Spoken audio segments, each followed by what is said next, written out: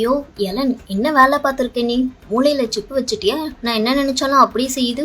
Viral talk.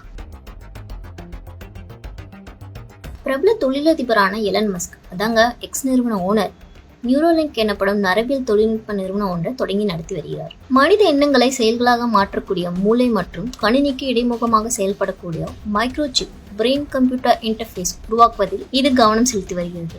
அதுவும் ஊடளவில் பாதிக்கப்பட்ட நடக்க முடியாதவர்களுக்கு தாங்கள் இருக்கும் இடத்திலிருந்து கணினி போன்றவற்றை பயன்படுத்தி சில செயல்கள் செய்ய முடியும். முதலில் குரங்குகளின் மூளையிலிருந்து சிப்பை பொருத்தி வெற்றிகரமாக பரிசோதித்த பின்னர் மனிதனின் மூளையில் இந்த சிப் பொருத்தப்பட்டுள்ளது. கடந்த 2024ஆம் ஆண்டு ஜனவரி மாதம் அமெரிக்காவின் அரிசோனா மாகாணத்தை சேர்ந்த 30 வயதான நோலன் அர்பாக் என்பவருக்கு முதலாக மூளையில் அறுவை சிகிச்சை செய்து இந்த சிப்பை பொருத்தப்பட்டது. நாற்காலியில் அமர்ந்துள்ள அவர் தனது கையை பயன்படுத்தாமலே கணினியில் கர்சல் நகர்த்துவது, சதுரங்கம் விளையாடுதல், இணையத்தில் உலாவுதல், வீடியோ கேம்களை விளையாடுதல் ஆகிய செயல்களை செய்ய முடிகிறது. அவர் தனது விரல்களை அசைப்பதாக கற்பனை செய்த போது மூளையில் பொருத்தப்பட்டுள்ள சிப் அதை புரிந்து கொண்டு கணினியில் செயல்படுகிறது. ஆனால் அவரின் இந்த பயணம் கஷ்டமாக மாறியிருந்தது. இந்த அறுவை சிகிச்சைக்கு பிறகு மூளையின் இயற்கையான துடிப்பு இயக்கங்கள் காரணமாக 85% இலைகள் பின்வாங்கப்பட்டதாக பொறியாளர்கள் கண்டுபிடிச்சிருக்காங்க. இது குறித்து பேசிய நோலன் அர்பாக், எனக்கு இந்த அறுவை சிகிச்சையில் உள்ள ஆபத்துகள் தெரியும். நல்லதோ கெட்டதோ எதுவா இருந்தாலும் நான் தயாரா இருக்கேன்.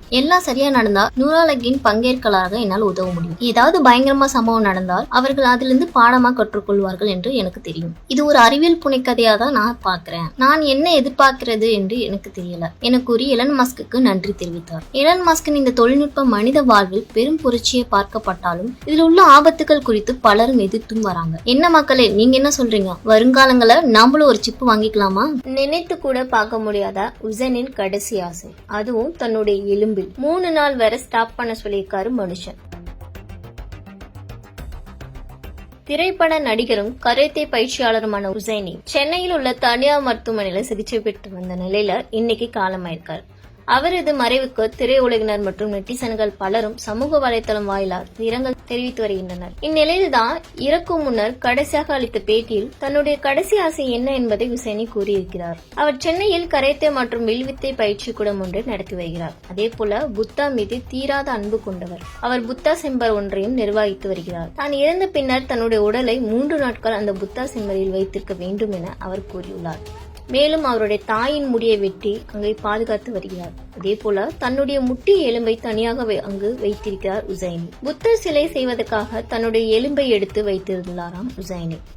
ஆனால் அதற்குள் கேன்சர் பாதிப்பு வந்ததால் அவரால் செய்ய முடியாமலே போனது. புத்த செம்பரியில் 3 நாட்கள் தன்னுடைய உடலை வைத்திருந்து பின்னர் தான் அதை மதுரைக்கு கொண்டு சென்று அடக்கம் செய்ய வேண்டும் என்பது தன்னுடைய ஆசை என கூறியுள்ளார் உசைனி. தன்னுடைய உருவச்சிலையும் மதுரையில் நிறுவுவதற்கான ஏற்பாடுகளை செய்துவிட்டுதான் இறந்துள்ளார். உசைனிக்கு உலக சுற்றுலா செல்ல வேண்டும் என்கிற ஆசையும் இருந்ததாம். இந்த ஆண்டு அந்த உலக சுற்றுலாவுக்கு தயாராகி வந்த போதுதான் அவருக்கு அரிய வகை கேன்சர் பாதிப்பு இருப்பது கண்டறியப்பட்டது. மார்ச் மாத தொடக்கத்தில் தான் அவருக்கு இந்த பாதிப்பு கண்டறியப்பட்டிருக்கிறது. அவர் இன்னும் சில நாட்கள் மட்டுமே உயிர் வாழ முடியும் என மருத்துவர்கள் சொன்ன நிலையில் அவர்கள் சொன்னபடியே இன்று நடந்தும் விட்டது.